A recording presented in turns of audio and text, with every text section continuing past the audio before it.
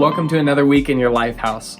We as a church are starting a new series called Better Together, where we're looking at the church in Acts and the way that they lived out their faith in community with one another. Because we truly believe that trying to live out your faith alone is difficult, is tough, if not impossible.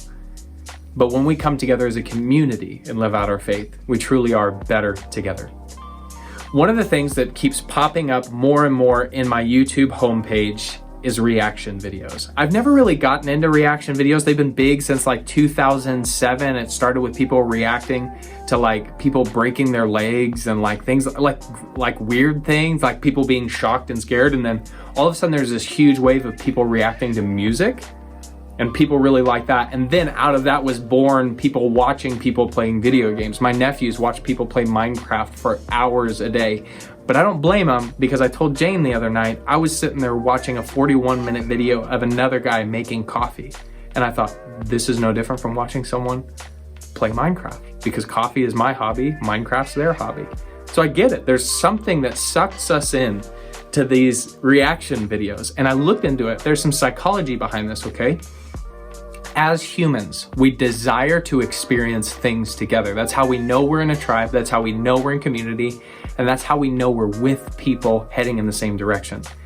And so when you watch a video of someone reacting to something happens in your brain called a mirror neuron. And you actually experience the same emotions that that person experiences, even though you might not be watching the video they're watching.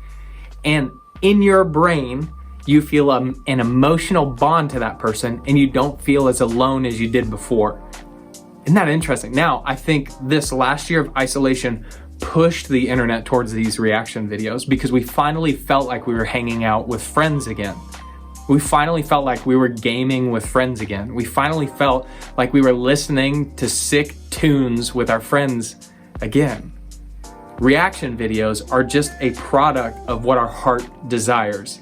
And that's our attention on the same thing, and our attention being on each other. In the church, early church, we talked about how 3,000 people were baptized into the church one day, and now we have this 3,000 person church that started in Acts chapter 2. And Acts kind of lays out what their days look like. It says that they got together, they hung out together, they praised God, they sang songs, they sung songs, hung out together, ate together, walked places together, and they put their attention on God and each other. And they were so satisfied by those things that they didn't need their cows, they didn't need their houses, they didn't need all these other things that they used to have. They gave them all up, they sold them, they gave them away to people, because they were so satisfied with their attention on God and their attention on community. Now, we live in an attention economy. It used to be people want to get you to buy things or to go places, and that's how they would make money. But today, with these things in front of our faces all the time, people make money off of your attention, not actually what you spend your time or money on. It's what you pay attention to. And that's why your phone flashes, vibrates, puts something in front of you. That's why ads track you across all of the internet while you were looking at those shoes over here, and all of a sudden they're in your Snapchat story over here. That's why you're constantly being sucked into hours of YouTube videos, not even remembering where you are or who you're next to. That's why you're getting sucked into TikTok, and you look at your screen time and there's 8 hours on TikTok of videos just going, if you want to see more or you want to see how this ends, go over to my profile. People want your attention. What are you putting your attention on? I truly think that when we are worshiping in life, we don't have to learn how to worship. Everybody already worships. We worship by what we give the most of our attention to, whether it's a person, or it's a thing, or it's a video game, or it's a sport, or it's a choir, whatever it is. We already know how to give our whole selves over to something. But what my point is, I think we learn and we know deep down in our hearts that when we give our hearts, our complete selves over to the wrong thing, it never satisfies. It usually leaves us more empty or more alone or more feeling like we don't have purpose. We're more confused about who we are. When we're worshiping the wrong things, it doesn't fill the God-shaped hole in our hearts. So I worked really hard this week on trying to make this simple. I think this is where we get worship and church kind of mixed up, okay? Especially when it comes to a worship service or when we're praying or when we're in our small groups. We think it's this way. So check this out. We think that we have to have an action towards God, like singing or raising our hands or praying or serving other people, so that we can earn a reaction from God so that he'll do the things that we want him to do in our lives, give us things, make things easier, answer our wishes that we have towards him. We get caught in this idea that I have to do these things in order to get a reaction from God.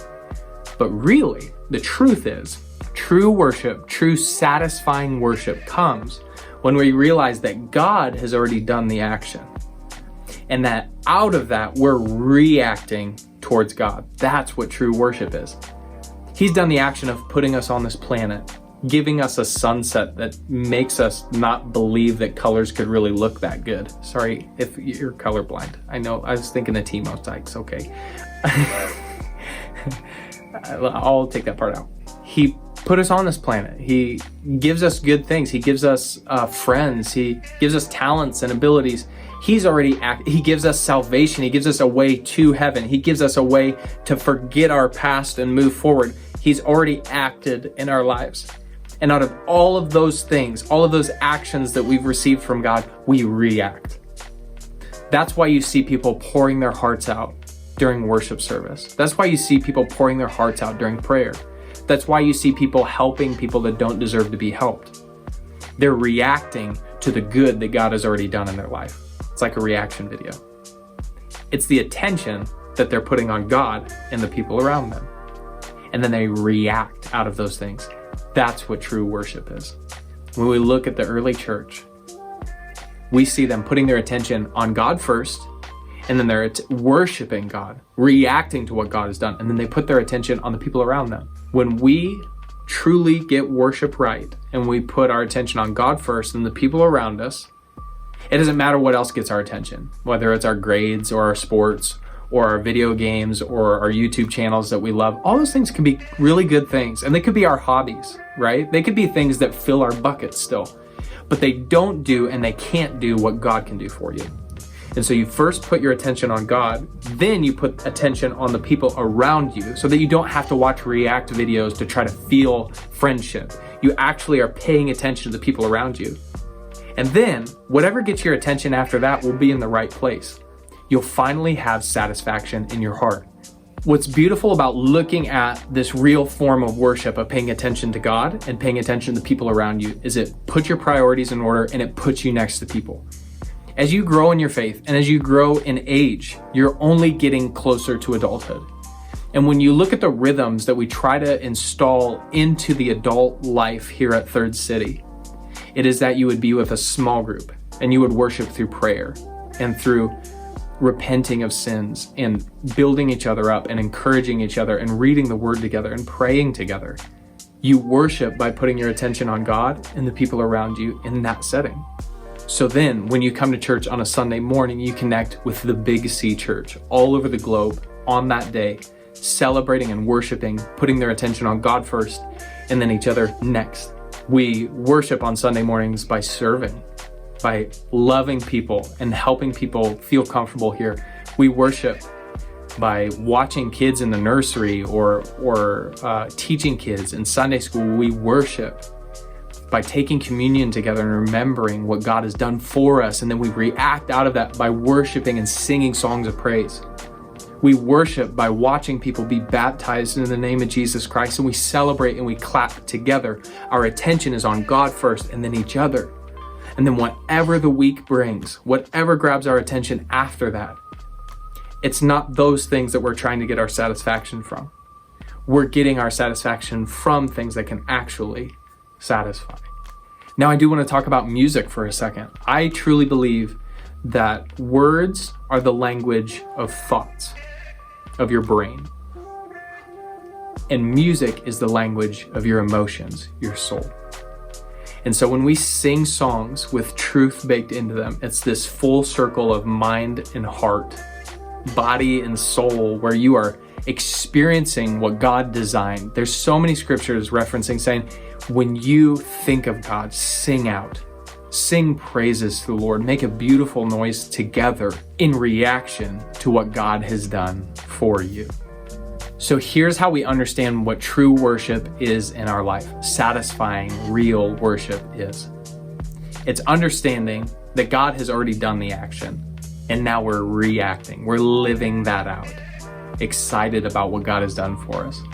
I truly believe that if you're looking for satisfaction, if you're looking for joy, if you're looking for peace in your heart, this idea of true worship, reacting to what God has done for you, putting your attention not on all the other things in life, trying to get something from them that they can't give, but rather putting your attention first on God and then on the people around you, that you truly will experience the truth that we believe here at Third City, at Element, that we are better together.